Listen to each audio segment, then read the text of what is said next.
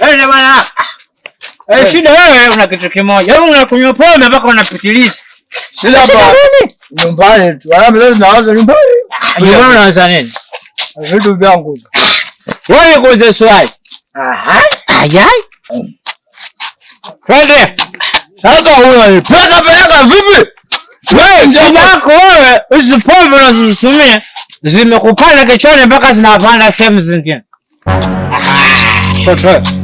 Yaani wewe shida yako stress zinazokupitisha wewe mpaka unafikia kipindi unasema eti naumizwa na mapenzi. Wewe mapenzi yanauma? Wewe unakuuliza mapenzi yanauma? Mapenzi yanauma. Mimi kuuliza swali. Uliza. Hivi kati ya mapenzi na kufiwa na mtu unayempenda kipi kinauma?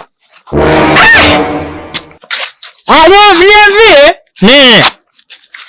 Wewe kufiwa kitu kinauma. Sasa hiyo tema utafikia. Sawa lakini wewe wala wewe nitakupiga wewe, tembea vizuri. Sasa tunaona nyumbani bwana. Unanipiga makelele na bibi yako. Anakuja mzee yule.